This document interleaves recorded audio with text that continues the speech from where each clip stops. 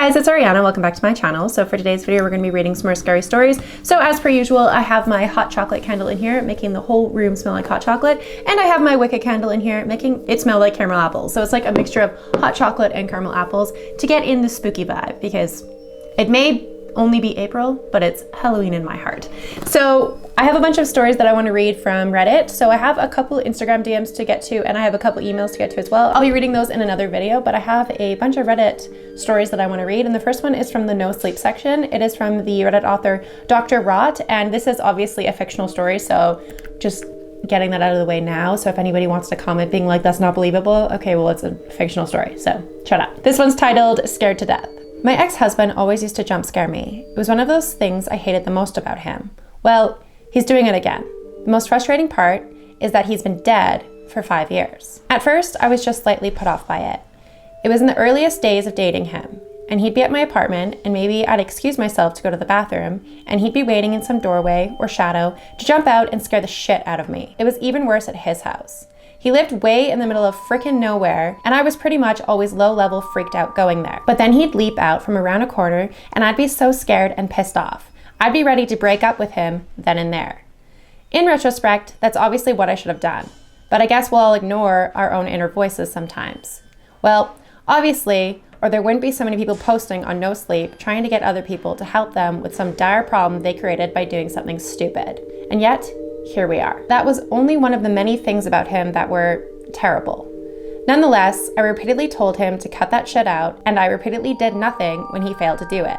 Eventually, I married him. He had 2 kids from a former marriage who stayed with us a lot. When they were there was also nieces and nephews staying over too. I always liked when there was a house full of kids. It made the old drafty falling down farmhouse we lived in slightly less terrifying. But count on my ex-husband to fuck up a good thing. We were in the living room with all of the kids, and it was late at night. The kids were all rowdy and playing around. He and I were on the couch.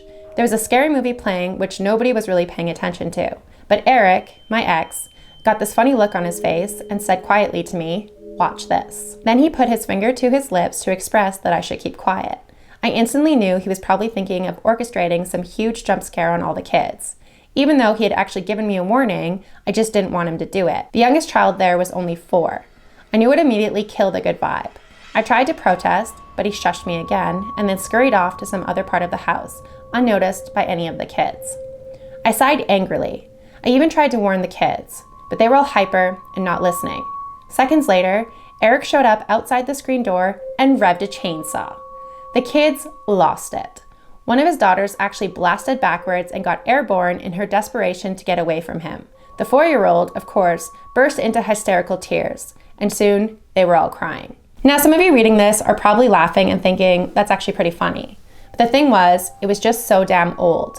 He did this dumb shit all the time. The world can really be boiled down into precisely 2 types of people. People who think it's funny to scare 4-year-olds so that they cry, and people who don't. So readers, I suppose you've sorted yourselves into teams at this point. Fast forward a few years from the dumbass chainsaw incident, and Eric and I had our own son.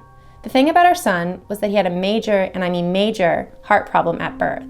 He had to have open heart surgery and also had a whole shitload of other complications. Now, that's not the point of the story, but just know that for 8 months of his life, we were very touch and go. Then he was finally doing better, stronger, and able to do more. He was 9 months old and sitting on my lap facing me when we were just playing and chattering with each other when Eric lunged up behind him, grabbed him, and shouted. My little son did that thing little kids do where for 1 full second, you don't know if they're going to burst into hysterical tears or laughter. In the end, my son burst into laughter, and so did Eric. I, on the other hand, was livid. Who jump scares an infant? And secondly, who the hell jump scares an infant heart patient? That was probably the rudest I've ever been to Eric about the jump scare thing, and he just kept laughing, laughed the whole thing off, like he always did. Anyway, that wasn't why I divorced him, but we were divorced by the time our son was 3. The shared custody agreement of our son went about how you'd expect things to go with a douchebag, but life went on. When our son was 10, he went through this phase where he started getting insanely jumpy. I mean, he just seemed incredibly paranoid. If I walked close to him or made any sudden movements, he would flinch. Almost like he thought I was going to hit him. At first, it actually sort of hurt my feelings because I would never do that to my son. I didn't understand why he was being so jumpy with me. Then it started to scare me because I wondered if someone was hitting him. Maybe he was being bullied. He didn't go to his father's all that much, and I didn't imagine Eric would ever do that to him. But what if? And then I remembered the jump scaring. I finally thought to ask my son about it, and he immediately revealed that yes, his dad jump scares him all the time. It's kind of annoying, Mom, he told me. Well, yeah, no shit, I thought. I couldn't believe I'd forgotten about it. I was mad. He only spent limited time with our son. Why was Eric spending it jump scaring him so much that it was making him nervous and anxious all the time? The problem was that Eric was the sort of co-parent that if I asked him for help with anything or to back me up on anything, he would do the exact opposite, just to be spiteful. Asking nicely never worked with him. So if it wasn't something a court would force him to stop, I really didn't even bother asking because I knew he would just get worse. And let's face it, no family court is going to give a shit about jump scaring. I was mad as hell, but there wasn't much I could really do about it. Fortunately, he took the liberty of dying, and that took care of that. I don't mean to sound so callous. Obviously, my son struggled with his death, but the jumpiness subsided basically instantly after he found out his dad had died. Now, if your child's mental health improves because you died, it's possible you were a shitty parent. Anyway, another 5 years went by, and then I wrecked my car because a cat jumped out in front of me. I sat there in shock, gripping the steering wheel of my wrecked car. As I tried to catch my breath and make sense of what had just happened, I noticed something strange. The air around me had grown cold, and a chill ran down my spine. I looked around, but no one was there. I tried to shake it off and focus on getting out of the car, but then I heard it. A low, guttural laugh echoed around me, and I froze. It sounded like my ex-husband's laugh, the man who had tormented me for years, emotionally and physically. I felt a surge of anger and fear wash over me, and I knew I needed to get out of there. Over the next few days, strange things started to happen. I would hear footsteps in the hallway, even though no one was there. Objects would move on their own, and the temperature would drop suddenly. As I walked by the window glass of a shop on a sunny day, my own reflection seemed to lunge at me, and it scared the shit out of me. A drinking glass exploded on the counter, doors slammed at night, books fell from shelves, landing with a thunk in a plum of dust, and the days that passed, I realized that it wasn't just any spirit haunting me, it was my ex-husband. And he was using his ghostly power to jump scare me from beyond the grave. The realization left me terrified. If he could do all of this, what else was he capable of? I tried to find help, but no one believed me. They thought I was just imagining things or suffering from post-traumatic stress. Sleep-deprived and desperate, I found myself in a police station explaining the whole thing to a frazzled cop. He glared at me tersely, and I felt like an idiot. A gunshot rang out even as I told my story. The entire precinct jumped at what ended up being a gun going off by accident. Even so, the cop didn't believe me. He sent me out into the rainy night, terrified of my own shadow. I was alone, trapped in a nightmare that I couldn't escape from. Now as I sit here in the dark and silent house, I could feel his presence all around me. I was awoken moments ago when my bedroom door cracked violently into the wall. I know that at any moment he could jump scare me again. And this time, I fear it won't be a harmless prank. I'm sitting here curled in a ball, shaking as I type this. I'm just trying to get it out, trying to leave behind my story because I know it's only a matter of time until he scares me to death.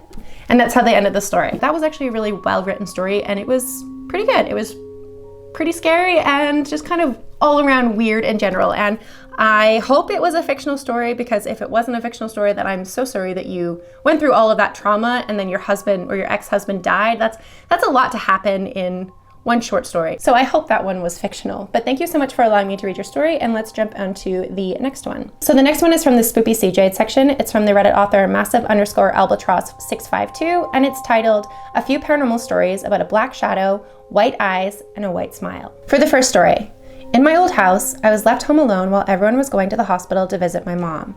I was just hanging out on my couch, scrolling through apps, snapping some friends, when suddenly I had froze. I couldn't move, couldn't breathe enough air in because of what I heard in the basement. Like there were boxes moving around, and other stuff being moved. It didn't scare me as I was used to it, the paranormal shit I mean. Eventually, I pulled myself out of the shock of it happening again. I had texted one of my friends, we'll call him A, and said, A, I'm home alone right now, and there's something in my basement moving things around. I swear I'm not crazy. There's actually something in my basement, and I don't know what it is. A few minutes later, A had texted me back saying, hey, it's okay, just breathe. Is anyone coming home soon? No one was coming home completely soon as the hospital visiting hours were over at 9 and it was only 7 p.m. A had told me to go chill in my room and turn my music up on my TV. I decided to just text my best friend, we'll call her B, and told her to come over for the night. I also had explained to her about what was going on. She understood and said she would be there soon. I messaged my dad and asked if it was okay for her to stay the night, and he said it was fine. An hour passed by and she was still not at my house. It kept getting worse. I started to see shadows in the corners, completely black shadows with white eyes and a white smile. I said, fuck this. Leave me the hell alone. You are not welcome here. Leave this place and do not come back. But then more shit started being thrown in the basement and I knew I fucked up. So I grabbed my phone charger, my vape charger, and my vape and got up and went to the bathroom and locked the door. Finally, B was on her way. She said she would be there within 5 to 10 minutes, so I waited. I heard my door open and close, and I thought she was here. So I messaged and said that I was in the bathroom. And then I heard a knock at the front door and opened the bathroom window. B, didn't you just come in? I had a look of horror on my face. She said, no, I just got here. Your door is locked. Come let me in. Nothing else happened that night. Story 2. This isn't the same best friend. I had a few best friends. But the night I met my best friend, we'll call her F, another friend called G, and my boyfriend called A. It was Halloween night of 2020. Me, F, and G were hanging out in my basement. You went down to your basement? Oh my God, why? Chilling, talking about going out trick-or-treating. G had told us that she had a ghost witch attached to her. She had blonde hair and a pink dress. Later that night, me, F, and G kept seeing this witch. She didn't seem to be harmful, but she kept showing up.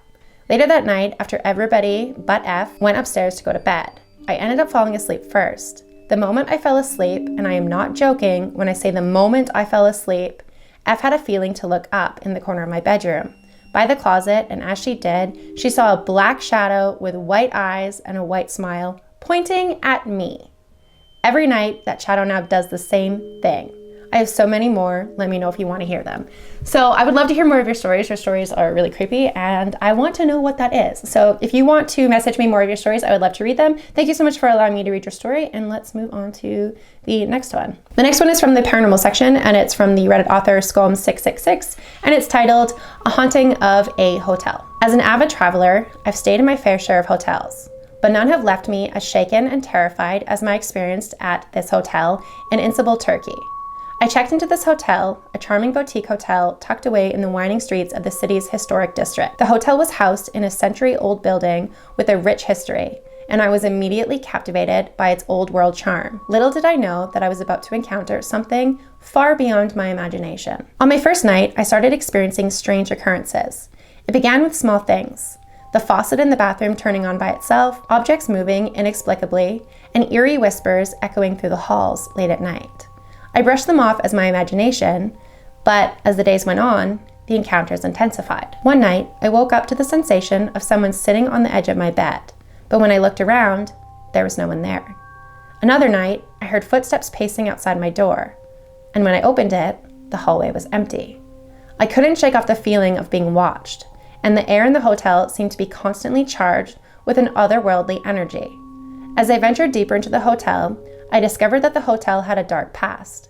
It was said to be built on an ancient burial ground, and locals whispered of a tragic incident that occurred there years before.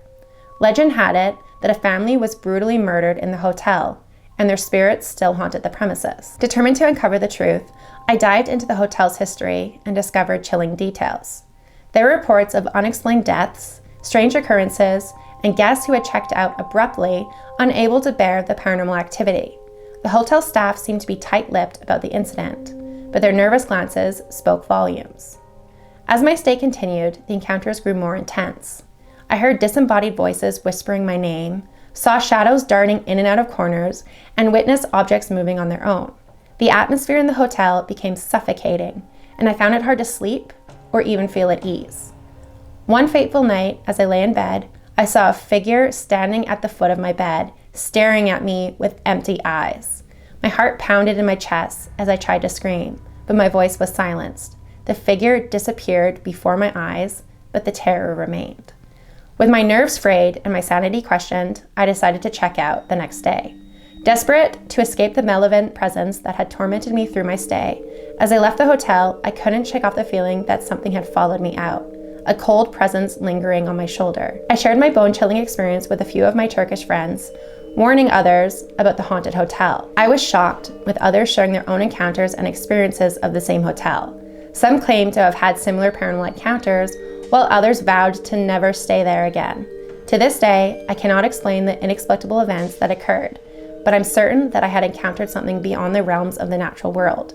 My story serves as a cautionary tale for those who dare to stay there, a place where the veil between the living and the dead seems to be disturbingly thin. And they have the name of the hotel completely blurred, so I'm assuming because this is in the paranormal section that this is a true story. You're supposed to only post like true stories in this section of Reddit. So I'm curious what the hotel is. If you can message me, I would love to know because that is really interesting, but they have it completely blurred on the Reddit post. So I cannot tell you what it is because they probably don't want you to go there. But thank you so much for allowing me to read your story. That's super fucking creepy. I think the fact that you heard disembodied voices calling your name in the middle of the night is so freaking creepy, and I would hate that. I will never stay there, but I'm curious what it is because I want to look up what it is and what happened and all of the other paranormal hauntings and stuff that people have had, because that's really interesting. But thank you so much for allowing me to read your story. And we are at the 19-minute mark. We're actually at the 20-minute mark, so I think this is where I'm going to end the video here. So I'm so sorry that I have been away for a little while. I was on vacation, and then I'm just slowly getting back into my groove of being home and working and filming videos and stuff. So I'll have a lot more videos to come, but I only posted one video last week just because I was so busy with just being home and unwinding from my trip. But thank you so much for watching this video. Thank you so much for your patience. If you did enjoy this video, please make sure to give it a big thumbs up. Don't forget to hit the subscribe button down below for more content like this. If you guys made it to the end of the video, please leave me your favorite flower emoji, because now we are in April and it is nothing but raining outside and the flowers are starting to bloom. So leave me your favorite flower emoji if you guys made it to the end of the video. And thank you so much for watching. If you guys have any paranormal experiences, stories, or Let's Not Meet stories, or just creepy stories in general that you want to share with me, please feel free to message me on Instagram or send me an email. I will definitely be reading those in the next video or so. Probably next video is going to be my Instagram DMs and my email. So if you have any stories you want me to add, please feel free to message me. If you have sent me stories in the past and I haven't read them yet, please just feel free to send me another message, and then that way it'll boost it in my messages, because I do have a lot of requests from you guys. So if I haven't gotten to your story, just send me an update so that I know to read your story next. But thank you so much, and I will see you guys at the next video. Bye.